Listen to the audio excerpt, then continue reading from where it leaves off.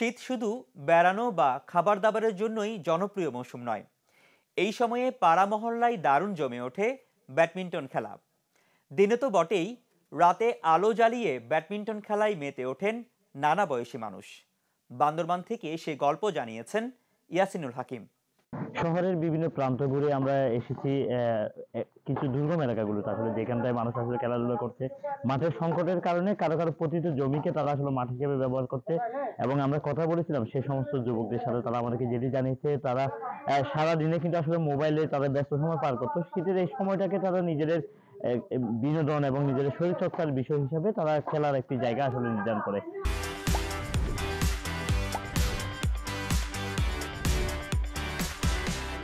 আমাদের এই কালাকাটাতে আগেও বিভিন্ন টুর্নামেন্ট হয়েছিল। ইনশাল্লাহ আমরা খুব আর্লি চেষ্টা করবো একটা টুর্নামেন্টের আয়োজন করতে। এর মাধ্যমে আমরা চাই যুব সমাজকে আপনার বিভিন্ন খারাপ কাজ এবং অনৈতিক কাজ থেকে দূরে রাখার জন্য, এবং সমাজের যাতে আমরা সবাই মিলেমিশে থাকতে পারি। একটা যদি মাঠ থাকতো তাহলে প্রায় সবাই খেলতে আসতো, সবাই একটা বানিয়ে একাবদ্ধ হতাম, সবাই মিলে খেলাধুলা উপভোগ করতে পারতাম।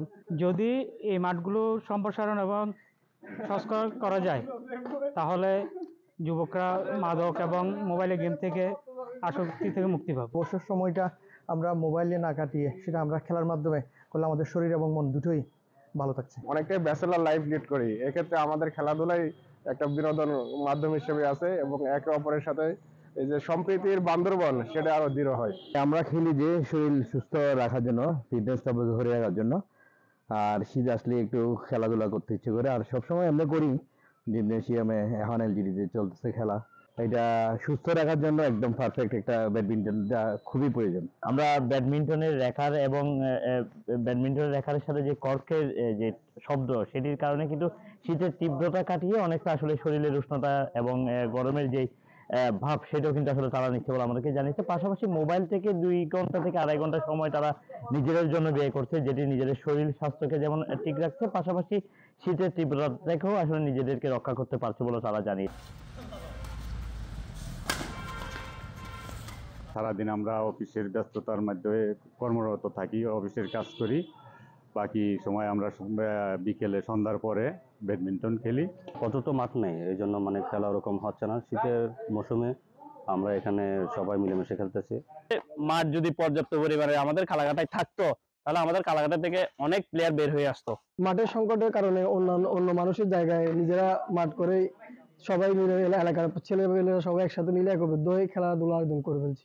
সরকারের বিভিন্ন উদ্যোগ নিয়ে আসলে বান্দরবানের বিভিন্ন জায়গাগুলোতে বিভিন্ন ওয়ার্ড ভিত্তিক কিছু ক্রীড়াঙ্গন বা স্টেডিয়াম করার দাবিও আসলে সুশীল সমাজের প্রতিনিধিরা জানিয়েছে। এটির মাধ্যমে আগামী প্রজন্মকে মাদক এবং মোবাইল ডিভাইস থেকে আসলে দূরে রেখে একটি সুন্দর আগামী ভবিষ্যৎ দিতে পারবে বলে আসলে তারা আমাদেরকে জানিয়েছে। পাশাপাশি সরকারের কর্মকর্তাদের কাছ থেকে আমরা যেটি শুনেছি, তারা সারাদিনের কর্মব্যস্ততা থেকে রাতের যে শীতের সময়টা তারা তাদের বিভিন্ন অফিস প্রাঙ্গণ সব বিভিন্ন জায়গাগুলোতে তারা ব্যাডমিন্টন খেলার মাধ্যমে নিজেদের শরীরের ফিটনেস রাখার পাশাপাশি নিজেদেরকে মানসিক প্রশান্তিও দিচ্ছে এই ব্যাডমিন্টন খেলা বলে তারা আমাদেরকে জানিয়েছে।